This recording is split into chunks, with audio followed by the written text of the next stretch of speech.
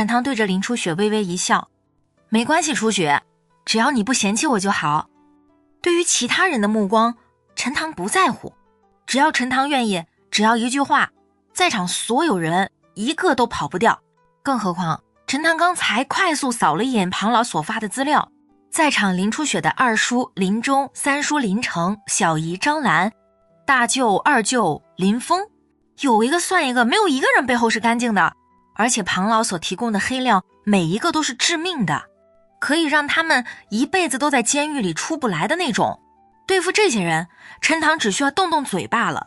等众人说的差不多的时候，陈塘才缓缓开口道：你们都说够了吗？若不是看在初雪和爷爷的面子上，你们早就死了千百回了。陈塘很清楚自己没吹牛逼，昨天在 KTV， 陈塘只是呼叫了地级武力支援，来的便是刘天雄、云城两大霸主之一，这样的庞然大物根本不是林氏家族所能招惹的，更何况地级之上还有 C 级、B 级支援。不过林峰等人却并不了解陈塘真正的背景。陈塘，你这个从垃圾堆里捡来的废物，都这个时候了，你还嚣张个鸡毛？看到没？这是林氏家族所有人的意见，我们不欢迎你，你也别死皮赖脸的赖着我姐了，拿着你的破耳环滚蛋！说话的同时，林峰将手里的耳环朝大厅地面上一扔，耳环在地上弹跳了两下，顺着地面滑到大厅门口，居然一点儿也没损坏。来人，将他给我赶出去！林峰对门外呵斥了一声，打算让保镖出手，但林峰话语刚落下，门口一个花白胡子的老头拄着拐杖踏步而入，洪亮的声音在大厅里响起：林家的小子越来越没礼貌了，老头子才刚进来就要把我赶出去？老头说话的同时，将脚边的耳环顺手捡起来，随意拿在手里扫了一眼，手指在耳环上摩挲了一下，眼神中闪过一抹迟疑，再次低头仔细朝耳环上看去，顿时脸色大变。而此时一直坐在上手没动的奶奶看到老头现身，连忙主动起身道：顾大哥，您看您还亲自前来，快里面请。林峰也连忙开口道：顾老别生气，我刚曾说的不是您啊。顾老真名顾振山，看起来温文尔雅，但实际上的身份却是古玩界的泰斗。整个华衙里，顾老对古董字画的鉴定能力，他说第二，绝对没人敢说第一。顾老在整个华衙人脉极好，基本走到哪个地方都有大佬接待，就算在燕京那边，好多大佬都和顾老有交情，这样一个大佬，林氏家族自然是不敢得罪的。而顾老之所以前来祝贺，完全是因为林家老爷子生前和顾老的私交不错。顾振山站在门口看着手里血红色的耳环，越看越震惊，最后更是掏出了放大镜，仔细观察了好半天。对于林峰和奶奶的话，顾振山根本没回应。过了好几十秒之后，顾振山才满脸欣喜地朝奶奶道：大妹子啊，这耳环是哪里来的？怎么就这样随便丢在地上？看到顾振山此时的动作，林峰和奶奶心中其实都有点不安了。顾振山对古董的坚定绝对不是吹的，既然顾振山看了这个耳环这么长时间，那就说明这个耳环怕不是那么简单啊。奶奶看了林峰一眼，林峰硬着头皮道：顾老，这个耳环是我林家那个废物女婿在地摊上买来的地摊货，让您见笑了。话语顿了顿，林峰狠狠瞪了陈塘一眼，还不滚？但顾振山却嘴角一笑，一脸严肃地将耳环拿在手里，朝林峰淡淡的道：地摊货？哼，林家的后代都这么废物了吗？连鸡血石都不认识啊！刚才林峰陡然呵斥那一声赶出去，虽然不是针对顾振山，但顾振山恰好出现，心中也是有些不爽的，所以不咸不淡地怼了林峰一句。林峰虽然心里不舒服，但面对顾振山，林峰可不敢发作，只能默默忍受。顾老，这是鸡血石，您不会看错了吧？在场众人听说鸡血石三个字，顿时一片哗然。鸡血石的价值虽然众人不是玉器行业的，但也大概知道一块鸡血石的价值至少上千万，更何况是雕琢成的一对耳环，那价值又要翻倍啊！陈塘居然能弄到这样的宝贝。林峰质疑顾振山，顾振山微微眯着眼睛看着林峰道：你眼瞎还是我眼瞎？你在质疑我的眼光？顾振山出道50年了，从来没打过眼，放眼整个华亚，还没人敢质疑顾振山的眼光。不夸张地说，整个华亚，若是顾振山说一件古董是真的，哪怕它是假的，也会被认为是真的。反过来，就算是假的，只要顾振山说它是真的，那么假的也就是真的。闭嘴，长辈说话没有你插嘴的份儿。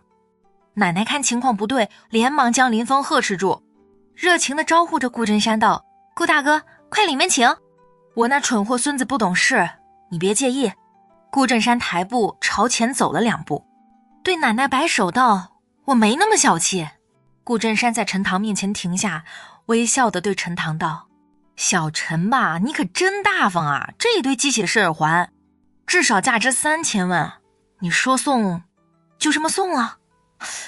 顾振山话语落下，在场众人都不由倒吸一口凉气。3000万，疯了吧？陈塘的确撒谎了，欺骗了。刚才陈塘说那耳环差不多价值几十万，而现在顾老直接说这个耳环价值3000万，这可是上百倍的价值跨度啊！陈塘摸了摸鼻子，对顾老微微一笑道：晚辈孝敬长辈嘛，应该的。其实陈塘也有些吃惊的，看来刘天雄还是隐瞒了价值啊。站在陈塘身边的林初雪也震惊了3000万吧，这可不是3000块，也不是3万。要知道陈塘才让他同学朝公司投资了3000万，而现在又弄出一个价值3000万的耳环，这个陈塘，林初雪感觉自己越来越看不懂他了。顾老点点头，将耳环在面前晃了一下，朝奶奶一笑：大妹子，你有个好孙女婿啊，有福气哎。话语顿了顿，顾振山继续开口对陈塘道：不过小陈据我所知，这个鸡血石耳环在西南地区就只有唯一的一对，应该归属刘天雄刘家拍卖所得，怎么现在到了你手里？说到最后一句话，顾振山的眼神变得有些犀利。价值3000万的鸡血石耳环，当时在华亚古董交易所拍卖的时候，古玩界还引起了不小的轰动，所有人都知道鸡血石耳环归属刘天雄云城大佬。但现在出现陈塘手里这件事，必须要弄清楚，否则林家会有大麻烦的。而林初雪听到刘天雄3个字，瞳孔也不由一阵收缩。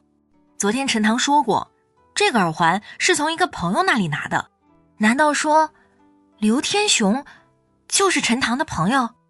刘天雄可是林家都难以接近的，而陈塘什么时候和刘天雄有了交集？顾老话语刚落下，林峰顿时反应了过来，脸上的表情顿时变得无比精彩。我就说嘛，一个窝囊废物怎么配这样的宝贝？偷的，肯定是偷的。这个灾星这要给林家闯大祸啊！奶奶，我建议立马将陈塘逐出林家。在林峰身边，另外还有几个林家的旁系弟子也忙不迭地附和道：对，偷的，肯定是偷的。老祖宗，您可不能纵容这样的人渣，这败坏的可不光是楚雪堂姐的名声，可是我们整个林家的啊。二叔林中在旁边冷笑地摸了摸胡须：陈塘，我今天才看清你呀，原来你是这样的人，真是够改不了吃屎的本性。林初雪的小姨张兰将林初雪朝旁边拉了2步，对林初雪道：初雪这种人你应该离他远点，不然哪天你迟早都要毁在他手里。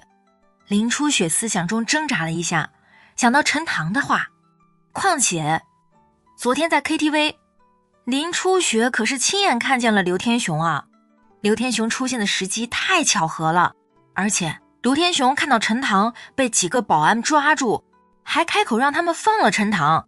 这一切看起来虽然是无心的动作，但却再次印证了林初雪心中的猜想，这个陈塘肯定有什么事瞒着自己。虽然林初雪之前对陈塘的态度不怎么样，但从昨天开始，林初雪开始重新审视自己和陈塘的关系。整个林氏家族虽然人员众多，都是亲人，但实际上却没有一个人真正关心自己，而只有陈塘自己名义上的老公，却一直在默默地守护着自己。现在陈塘被千夫所指，林初雪绝对不会放任自己的老公被众人唾弃。想到这里，林初雪甩开小姨的手，快步走到陈塘的身边，伸手挽住陈塘的手臂道：都住口！陈塘是我的老公，我不允许你们诋毁他。林初雪的样子就像是母鸡护着小鸡一样。陈塘站在林初雪的身后，看着林初雪瘦弱的肩膀，心中莫名的有点感动。这个小妮子，这是为了自己而和整个林家为敌吗？林初雪第二次发飙了，众人一时间都闭嘴了。毕竟在正式夺权之前，林初雪还是整个林氏集团的实际掌控人，爷爷临死前指定的唯一继承人，在林氏家族内部还是非常有话语权的。所有人的目光都聚集在奶奶身上，整个林氏家族现在能制衡林初雪的，也就只有奶奶了。奶奶脸上没什么表情，没有直面回应林初雪的问题，而是将目光转向陈塘。怎么，陈塘，你不解释一下吗？3000万都足够填补公司的资金缺口了，似乎你也拿不出这么多钱吧？奶奶的言语中有浓浓的鄙视。当年林家老爷子将陈塘带回来的时候，奶奶就是坚决反对收留的，但那个时候林家老爷子就是林氏集团的绝对权威。奶奶虽然心里不爽，但也不敢做什么。可现在爷爷死了，奶奶便没有任何顾忌，和林峰两人一老一小，暗中给陈塘使了不少的绊子。陈塘无所谓的耸耸肩膀，没什么好解释的。呵呵，顾老不是在这里吗？你们若是觉得我是偷的，可以报警来抓我。陈塘的一句话顿时让林峰和林钟等人眼前一亮。对，就该报警抓他，然后让警察把陈塘交给刘家主。林峰丝毫不掩饰自己的欣喜，价值3000万的耳环，若陈塘真的是去偷来的，那陈塘这一辈子就算是彻底真的完蛋了。报警陈塘，有种你别跑，我马上就报警。林峰说话的同时，伸手从身上掏出电话，便准备拨号。顾振山站在陈塘身边，看着陈塘不屑一顾的神情，心里不由长叹一口气。当年林老爷子要将林初雪嫁给陈塘的时候，几乎所有老友都反对，但顾振山却投了赞成票。原因就是陈塘的眼神深邃有神，就算顾振山活了大半辈子，但陈塘眼神的时候却依旧感觉像是在看一处深渊。所以顾振山当时断定此子绝非池中之物。刚才那一刹那，顾振山再次看到了那种目光。等一下，顾振山皱了皱眉头，伸手打断了林峰。我恰好和刘天雄家主有过一面之缘，不妨先让我打个电话确认一下，若是这耳环真的是偷的，再报警也不迟。顾振山说话的时候眼神是对着奶奶的。林峰虽然在这里跳得欢脱，但顾振山却知道，若是没有奶奶的默许，林峰是不敢这么跳的。林氏家族在第3代中人丁凋落，虽然林初雪的父辈有3个兄弟，但到了林峰这一辈儿，却都是女儿，只有林峰一个男丁，所以奶奶从小就格外宠爱这个唯一的孙子。也好，顾大哥和刘家主认识，正好可以消除一下误解。奶奶点点头，算是同意了顾振山的做法。顾振山没有犹豫，拨通了刘天雄的电话，直接开了免提。你好，哪位？电话里传来一个中年男子中气十足的声音，正是刘家家主刘天雄。顾振山清了清嗓子，刘家主，好久不见啊。老夫顾振山冒昧给刘家主打电话，是有事情要请教。刘天雄听到是顾振山，语气顿时柔和了不少。原来是顾老，您客气了，有什么帮得上忙呢？您尽管吩咐。顾振山的人脉可不是吹的，刘天雄在顾振山面前也不敢托大，恰好看到了刘家主去年拍卖下的那一对鸡血式耳环，不知道这耳环是刘家主丢失了，还是顾振山没有过多的寒暄，直接开门见山。大厅里一片鸦雀无声，所有人都屏住呼吸，静静地听着免提中的声音。林初雪伸手一把抓住陈塘的手掌，十指相扣，手心似乎有些微微出汗。电话里刘天雄稍微沉吟了几秒钟，这才开口道：哦，您说那鸡血式耳环倒没有丢失，是之前陈塘兄弟帮了我一个大忙。昨天陈塘兄弟说缺少一个送给老夫人的礼物，所以我就做了一个顺水人情罢了。啪嗒，林峰手里拿着的手机哐当一声掉在了地上，屏幕上110的号码已经输入了进去，就只差按下拨号键了。而现在听刘天雄的意思，这耳环居然是他主动送给陈塘的，而陈塘之前还帮过刘天雄大忙。陈塘一个窝囊的上门女婿，在 KTV 上班，他能帮刘天雄什么大忙？当然，这一切不过都是陈塘和刘天雄提前对好的台词罢了。陈塘现在还不想暴露。现场所有人依旧鸦雀无声，相互面面相觑，眼神中都是震惊。大家心中都清楚，攀上刘天雄这棵大树意味着什么。云城2大霸主之一的刘家，他的一个人情足够在云城做很多事情了。哦，这样吗？那没什么事儿了，刘家主，您先忙，有空了再来叨扰。顾振山确认了鸡血石的问题，干脆的便准备挂断电话。刘天雄也没有拖泥带水，好。另外，麻烦顾老转告一下林家老夫人，之前刘某不知道林家和陈先生的关系，以后一定要多走动走动啊。因为是开着免提，所以刘天雄的话语在场众人都听得清清楚楚，这可是刘天雄啊，云城仅次于首富庞海的存在，居然主动对林家示好。而这一切众人心知肚明，都是因为陈塘的关系罢了。奶奶和林峰、林中等人相互看了一眼，心中都开始在掂量了。之前他们商量着今天发难，要从林初雪手里夺走林氏集团的控制权，但现在陈塘和刘天雄之间关系似乎非常不一般，他们有些犹豫了。我一定转达。顾振山回应了刘天雄一句，挂断电话，转身似笑非笑地看着陈塘道：小陈，你爷爷果然没看错你啊。不待陈塘回应，顾振山上前2步，将耳环放在紫桌子上，微笑着对奶奶道：大妹子，现在情况清楚了，鸡血石耳环是刘家主主动送给陈塘做生日贺礼的，你赶紧收好吧。桌子上摆放着大包小包的诸多礼物，有翡翠衫，有手镯，还有1尺多高的珊瑚。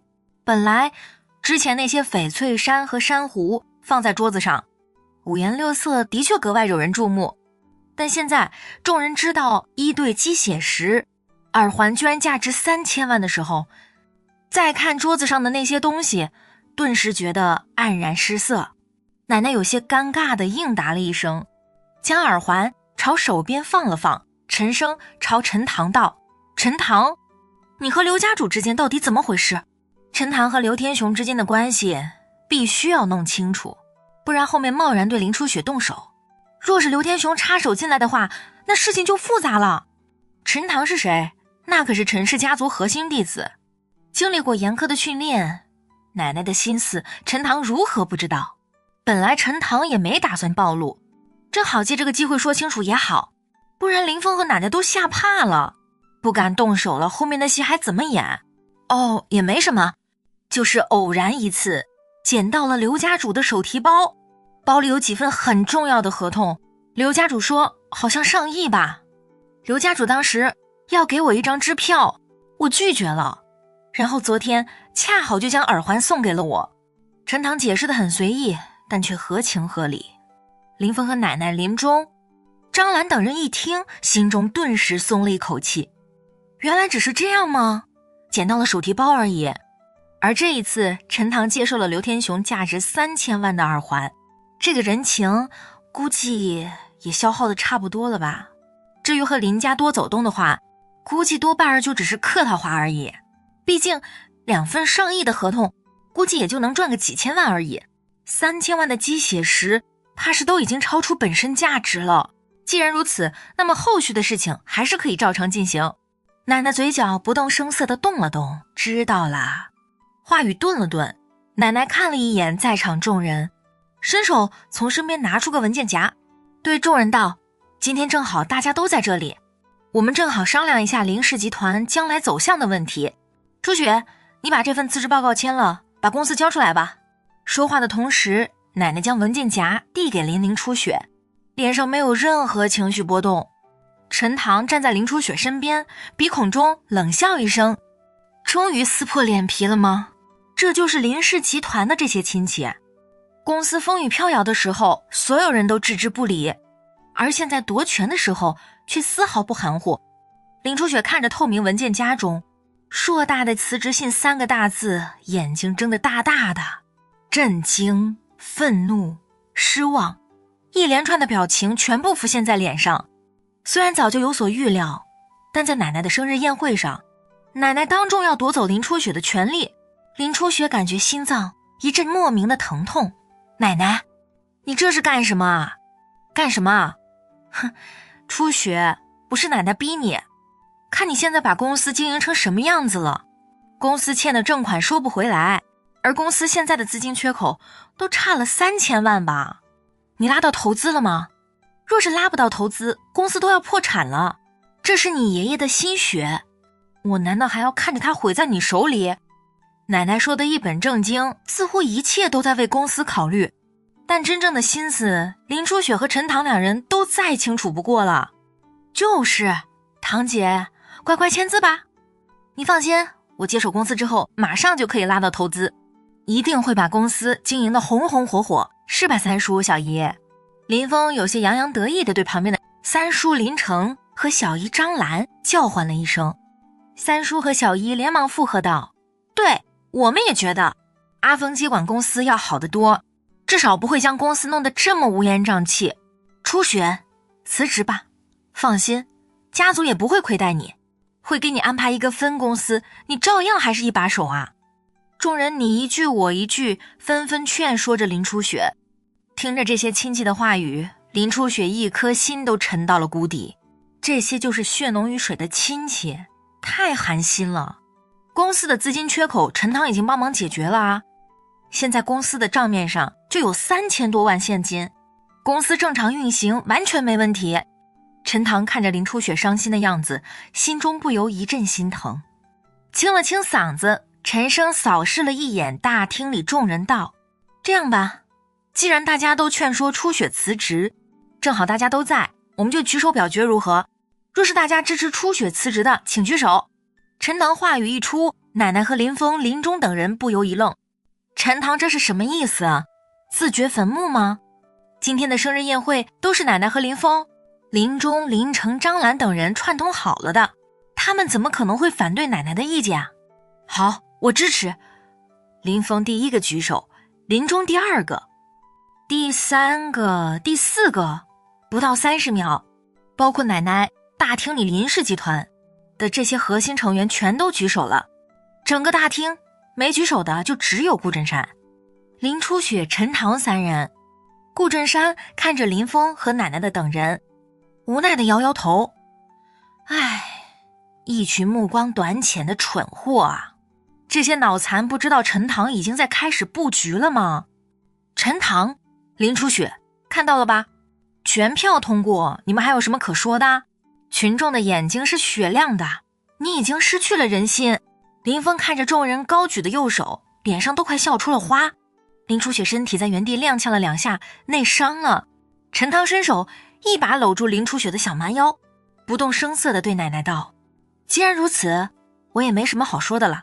不过我有最后一个问题，现在紫苑堂姐和紫涵堂妹都在国外读书，若是初雪辞职了，似乎只有林峰可以担任集团总裁，是吗？奶奶一时间有些不明白陈塘的意思，淡淡点点头，是的，这也是我们大家的意思。你有意见？陈塘邪魅一笑，没意见，我只是想问一下，那若是林峰自动放弃了公司总裁的位置，是不是公司就只能交给初雪管理？陈塘的逻辑转得太快，奶奶一时间没跟上来，但林峰却一脸冷笑：陈塘，你脑袋有病吧？开什么玩笑，让我放弃公司总裁的职位？除非我脑袋被门夹了。林峰从18岁进入公司，都6、7年了，一直钻天打洞的，就是想要夺取公司的控制权。现在奶奶联合林氏集团所有的亲戚，准备反戈一击，在家宴上夺权，这样绝好的机会，林峰怎么可能放弃？陈塘淡淡一笑，或许你脑袋真的被门夹了也说不定哦。这个问题等会儿再讨论。奶奶，还请您先回答我的问题。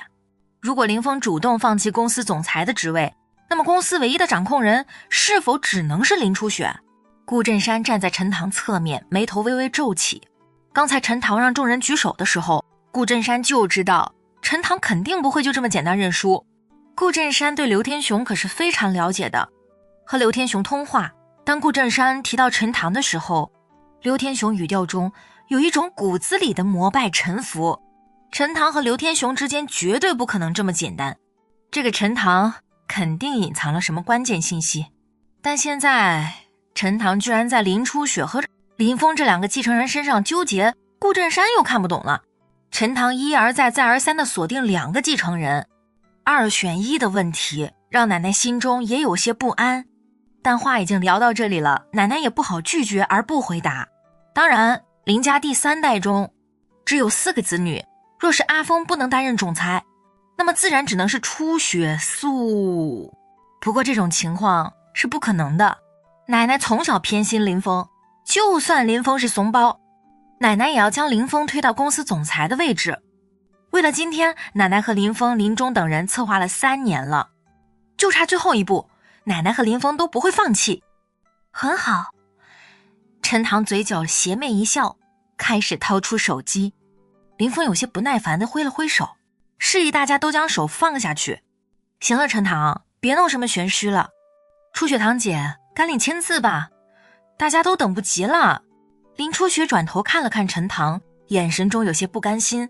但虽然爷爷将30%的股份转让给了林初雪，可若是所有的亲戚联合起来反对他的话，就算召开股东大会，林初雪照样处于弱势。陈塘伸手在林初雪手掌心里捏了捏，老婆别担心，交给我来处理。话音落下，陈塘对林峰勾了勾手指头。林峰，过来，我给你看个好东西。林峰有些警惕地看着陈塘道，陈塘你还想搞什么幺蛾子？大家都举手表决了，你就死心吧。陈塘嘴角抽了抽，淡淡的道，你真不过来吗？不过来的话别后悔。2年前8月13号西南名苑89号巷子里，下午3点。陈塘话语刚刚说到一半，林峰陡然脸色大变，嘴唇都有些哆嗦。陈塘，闭嘴，你在胡说什么？你当然知道我在说什么，你确定还不过来吗？要不要我继续往下说？陈塘得意地扬了扬手里的手机，刚准备继续开口，林峰却一路小跑，快步朝陈塘走过来。陈塘松开林初雪，对林初雪使了一个安心的眼神，和林峰走到旁边墙角。林峰一把抓住陈塘的衣领，恶狠狠地道，陈塘，饭可以乱吃，话最好不要乱说，否则小心见不到明天的太阳。2年前西南名苑的巷子里发生了什么？林峰当然知道，随后后续的事情林峰处理得很干净，但很多次夜晚林峰都会做噩梦惊醒，被林峰抓着衣领，陈塘一点儿也不慌张，而是淡淡的道，威胁我，没用的，来消消气，我们看看你的精彩照片。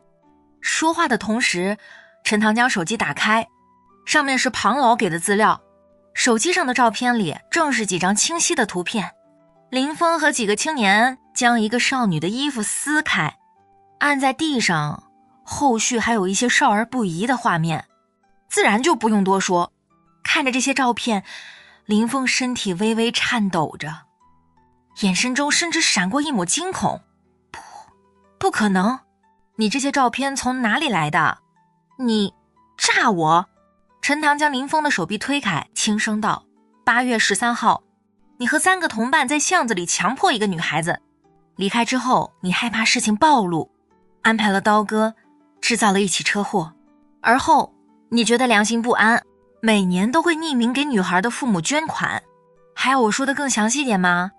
庞老的资料调查得非常详细，甚至连女孩的老家在什么地方、门牌号都一清二楚，还有女孩父母的手机号都有。不可能，你？林峰看着陈塘，身体都差点软下去了。林峰实在想不通，当时所有的事情都安排得那么天衣无缝，为什么2年过去了，林峰手里还有这么重要的证据？陈塘将手机收起来，没什么不可能，要想人不知，除非己莫为。林峰，你这是强女干，杀人一起啊！若是这些证据泄露了，你后半辈子……林峰虽然脓包，但毕竟也是林家核心弟子，一些基本的道理自然是懂的。你想怎么样？林峰知道陈塘在这个时候拿出这些东西，肯定是有所求的。陈塘邪魅一笑，很简单，让你自己脑袋被门夹一下啊！听到陈塘的话，林峰一愣，脑袋被门夹一下。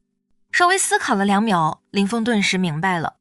陈塘，你是要我放弃总裁的职位？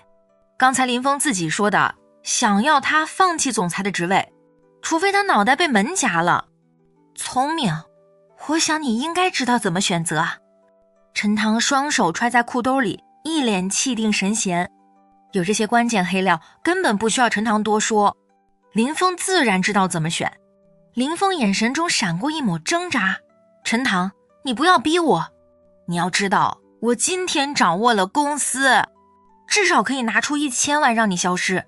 把手机交给我，我可以当做什么事都没发生。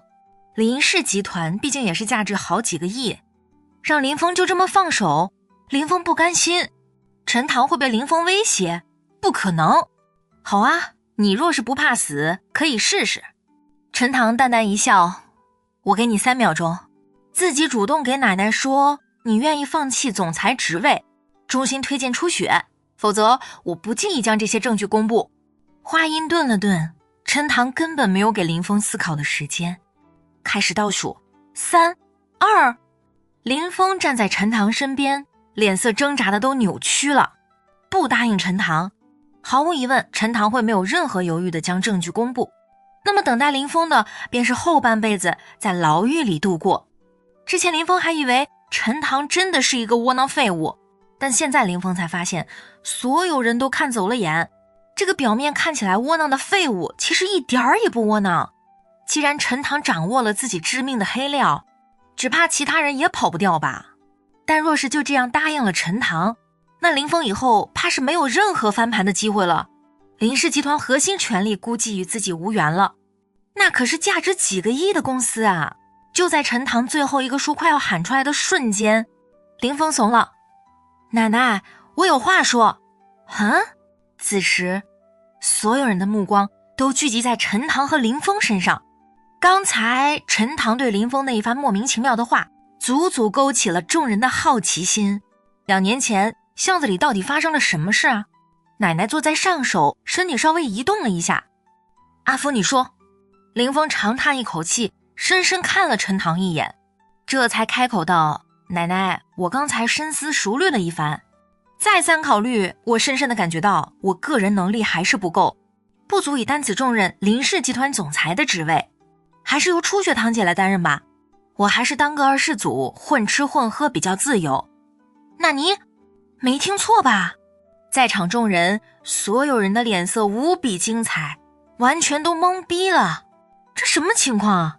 刚才林峰不还是跳起来势在必得吗？而眨眼间居然反悔了，不要总裁职位了，这不科学啊！奶奶身体都差点从座椅上站起来。阿峰，你在说什么？你没发烧吧？奶奶呼吸都有些急促了。今天这个逼宫的局面可是林峰和奶奶林中等人策划了多年的结果啊！现在只差临门最后一脚，林峰居然反悔了，当着这么多人退位让贤，疯了！林峰心里也跟吃翔了一样难受，但林峰有把柄在陈塘手里，就算林峰有1万个不愿意，也只能按照陈塘规划的路线去走。奶奶不用担心，我现在清醒得很。刚才姐夫一番点醒，我真的认识到了自己的错误和不足，我应该给姐夫和堂姐道歉。奶奶、父亲、三叔，你们都不用劝我，我已经决定了这个总裁职位，我死也不会担任的，我是真心推荐堂姐。林峰当然不敢要这个总裁职位，若是要了这个总裁职位，那就真的会死啊！强女，敢杀人，至少也足够林峰在牢狱里待10年以上了。人生能有几个10年？林峰说的言辞恳切，就连陈塘都差点相信林峰了。这家伙不去演戏简直太浪费了。林峰说的如此决绝，奶奶就算想要继续逼迫林初雪也没有理由啊。就算将林初雪从总裁职位上逼迫下来了，那谁来担任林氏集团的总裁？二叔三叔奶奶年纪都大了，基本没怎么管理公司，让他们去管理公司那根本不可能。林峰的父亲林忠最着急，母亲这阿峰他林忠对自己儿子是了解的，若不是性命攸关的事情，林峰绝对不会在这里胡言乱语。奶奶眉头一皱，转眼看了一眼陈塘，刚才林峰就是和陈塘一番言语之后才这样胡言乱语的。陈塘，你到底跟阿峰说了什么？陈塘刚准备开口，林峰直接接过话道：奶奶，您不用为难姐夫，姐夫真的没说什么，姐夫只是用言语感化了我觉得姐夫说的对，仅此而已。林峰一边说话一边快步朝奶奶和父亲林忠身边走过去。到底怎么回事？阿峰，等林峰走到身边之后，林忠阴沉着脸，忙不迭地朝林峰询问道。林峰一脸沮丧的道：奶奶，爸，2年前那件事，陈塘知道了，手里有照片和一些关键证据，我不得不认怂啊。听到林峰的话，奶奶和林忠眼神中均是闪过一抹震惊，眼神再次看向陈塘的时候多了一抹复杂的神色。2年前林峰所做的那件事，奶奶和林忠自然是知道的，为了保护孙子儿子，2个人都还出谋划策，动用了某些关系，而陈塘居然知晓了那件事，还有照片。这个陈塘隐藏得够深啊。陈塘面对奶奶的目光没有任何躲闪，而是淡淡的道：奶奶，现在林峰自己放弃了总裁的职位，按照您刚才的说法，现在这个总裁职位应该只有初雪能担任了吧？你们大家还有什么意见？陈塘气死人不偿命，故意长二叔三叔，大舅小姨等人询问道，正好大家都在，还有什么意见？大家敞开的说。看着陈塘的欠打的样子，林忠真的恨不得上前咬一口，说个鸡毛啊！现在林峰都怂了，他们还争个屁！所有人的目光都聚集到奶奶身上，这个问题的关键还是在于奶奶表态。奶奶气得脸色一片苍白，但陈塘手里有林峰的把柄，奶奶也不能看着林峰被送进去啊！在总裁夺权这个事情上，奶奶没有任何选择，只能妥协。好，既然阿峰不愿意担任总裁，那初雪就继续担任好了，这件事就这么定了。奶奶拍板定案。二叔和三叔小姨等人虽然心中不满，但也不好多说什么。林初雪站在陈塘身边，长长舒叹了一口气。本来以为这是一个逼宫的死局，但最后却因为陈塘和林峰几句话就这么解决了。林初雪都感觉像是在做梦一样。陈塘，你到底跟林峰说了什么啊？林初雪伸手挽着陈塘的手臂，悄声询问道。陈塘神秘一笑，这是秘密。顾振山在旁边也凑过来，若有所思地看着陈塘。小陈果然不简单啊！哈哈。众人在大厅里纷纷坐下，管事林忠招呼大家先吃点点心，还等几个人到来了，便准备开宴。要等待的自然就是林峰之前说的赵氏集团的赵成义。赵成义今天到来是要跟陈塘抢老婆的，陈塘倒没有多么大的反应。这个赵成义陈塘手里照样有东西啊。在上手的桌子边，奶奶和二叔三叔大舅小姨等人陆续接头，不知道在低声嘀咕着什么。陈塘和林初雪、顾振山坐在一张桌子后面，倒也聊得无比欢乐。大概过了10分钟，大厅门口响起一阵爽朗的青年声音：奶奶，成义来迟了，对不起对不起啊。一个穿着白色西缎的青年快步走进大厅，看到林初雪之后，眼睛不由一亮。初雪，几天没见，你长得越来越漂亮啊，我真的喜欢极了。